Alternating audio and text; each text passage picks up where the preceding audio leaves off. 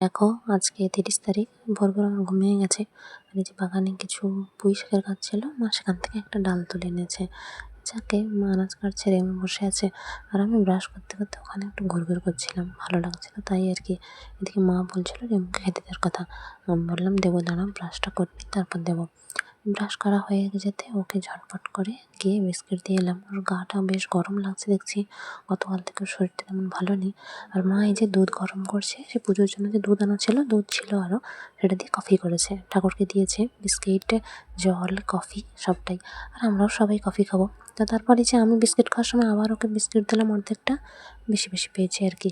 এদিকে বাবা একটা জায়গায় যাবে, সেজন্য রেডি হয়ে বেরিয়ে পড়েছে। আর আমি ছাদে একটু দেখতে গেছিলাম, তারা দেখো পাইপ সব ধুয়ে আমাদের ওই যে জ্বালানির ওপর রেখেছে।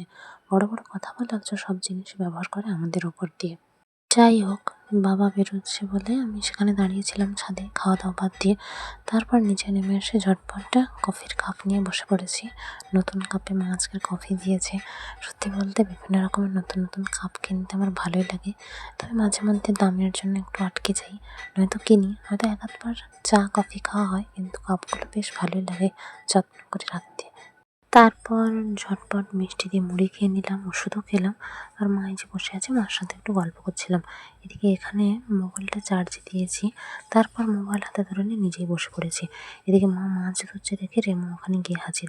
তারা দেখো মাংস ধরছে, আবার পুজোর জিনিসও ধরছে, সমস্তটাই ব্যবহার করে। তাও ওই যে ফটর ফটর করে। তারপরে একটু সময় টুলে মোবাইলটা চার্জে দিয়ে আমি আবার চেয়ারের উপরে বসেছিলাম, নিচে বসে পড়েছি চেয়ার নিয়ে। যাই হোক, এদের কাজ প্রায় শেষের পথে, এবার হয়তো চলে যাবে লোকজন। মা নাস্তা প্যাকেটটা কেটেছে, মানে চাল ভাজার যেটা ছিল। আমি আর মা খেলাম। মা অল্প ডাঁটা পেড়ে এনেছে বাগান থেকে। তারপর কি কাপ ট্রেতে দিয়েছি, আর রেমো আমার কাছে এসে হাজির। এদিকে মা পাতা তুলবে, তার আগে ঠাকুরের কাছে খাবার দিয়ে গেছে সাজিয়ে গুছিয়ে।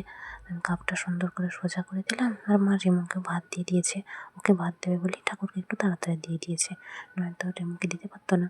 মা পাতা তুলছে, আর আমি সেই ভাগে ঝটপট স্নান করে এসে ঠাকুরকে ফুল ধূপ দিচ্ছি। একটা একটা ফুল দেখছি বেশ ছোট ছোট। যাই হোক, বাবার জন্য ফুল রেখে দিলাম, বাবা যখন আসবে তখন দেবে। কত সুন্দর লাগছে দেখছো সাজিয়ে দিলে। আর মা এই যে ভাত বাড়ার সময় দেখো টকের জুস ফেলেছে চেয়ারে, সেটা আবার আমি এখনো মুছিনি। আমি বলছি আমি ঘরে বসবো, তুমি এখানে বসো। মা বলছে ঠিক আছে। তো এখানে মা ভাত তরকারি বেড়ে দেওয়ার পরে বাকি জিনিস গুছিয়ে নিয়ে আমি ঘরে চলে এসেছি। ফ্যান চালিয়ে বসে খেয়ে নিলাম, কিন্তু মাঝপথে কারেন্ট চলে গেছে। যাই হোক, রেমুকে আবার মাছ দিলাম, ও খাওয়া দাওয়া করে নিল। আর এখানে আমি জল দিয়ে চেয়ারটা সুন্দরভাবে ধুয়ে দিয়েছি। তারপর বাবাকে ফোন করে কথা বলে নিলাম, বাবা বাস থেকে নেমেছে, এবার বাইক নিয়ে ফিরবে, সময় লাগবে যদিও। তারপর আর কি দোলনায় বসে বসে মার সাথে আড্ডা দিচ্ছি। সত্যি বলতে আমি বাড়িতে থাকলে মার সাথে যতটা আড্ডা দিই, এমনিতেই ছোটো থেকে আজ অব্দি এত আড্ডা আমি কারোর সাথে দিইনি, জানো তো। ভালোই লাগে, ঝগড়াঝাটিও যেমন হয়, আবার হাসি মজা সব রকমই হয়। এদিকে তাদের বাড়িতে কী সব কাজের জন্য লোকজন এসছে, সমস্ত সুযোগ সুবিধা নেয়, দায় দায়িত্ব তো কিছু পালন করতে হয় না। যাই হোক, মা জল দিয়ে গেল, আমি জল খেয়ে নিয়ে রেমো চেয়ারে শুয়ে আছে, ওর সাথে একটু ছবি তুলছি। ও দিয়ে একবার ক্যামেরার দিকে তাকায়, আবার একবার মুখ নিচু করে নেয়, বেশ আগ্রহীর সহিত ছবি তুলছে, কিন্তু দেখতে পেলে তো। দিকে দেখি লোকজন খাওয়া দাওয়া শেষ করে পুকুরে সমস্ত জিনিসপত্র ধুচ্ছে, আর মেশিন ভ্যানে করে জিনিস লোড করে নিয়ে চলে যাবে।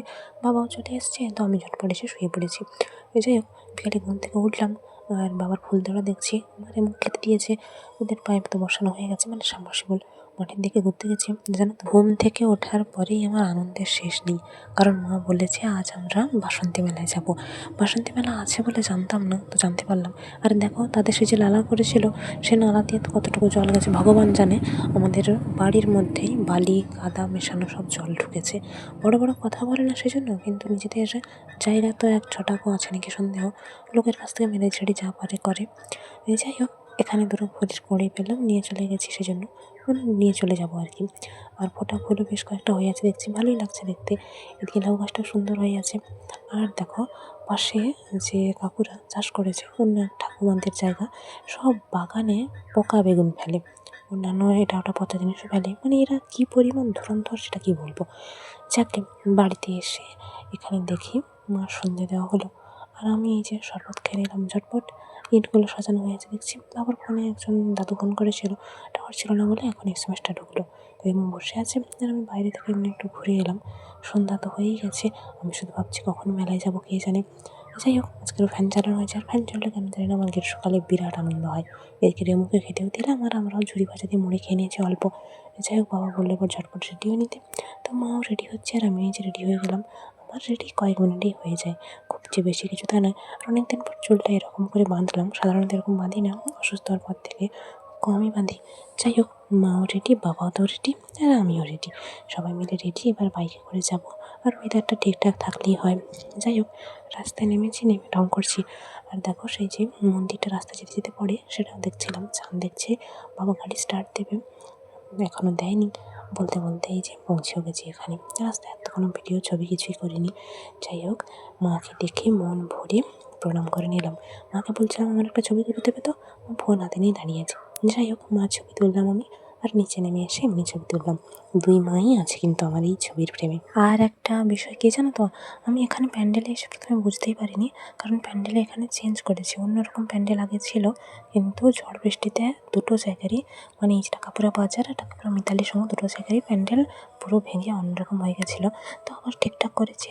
যাই হোক মিতালির সঙ্গে যদিও আজকের যাওয়া হয়নি, কারণ দেখো এমনিতে মাঝে মধ্যে বাতাস উঠছে, ওয়েদার খারাপ হয়ে আছে, মেঘ ঘুরছে, সেজন্য বাবা বলে দিয়েছে একটাতেই ঘুরতে হবে।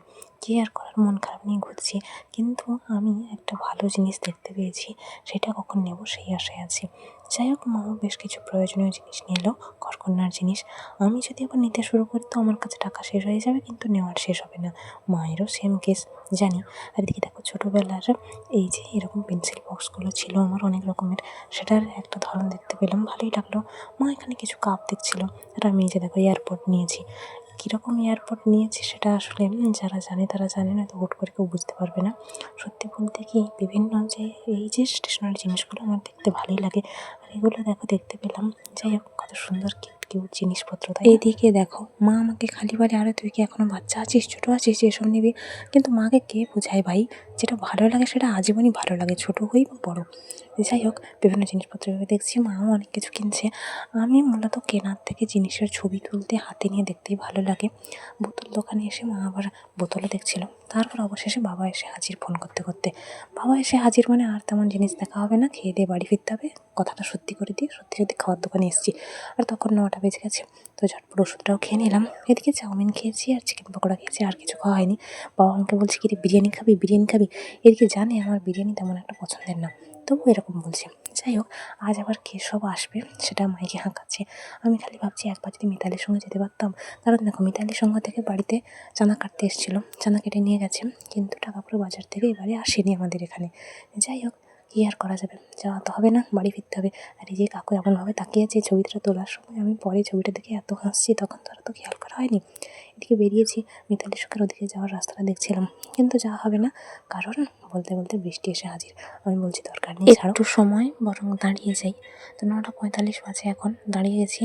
আর এত ঝড় বৃষ্টি হচ্ছে যে বেরোনোর উপায় নেই।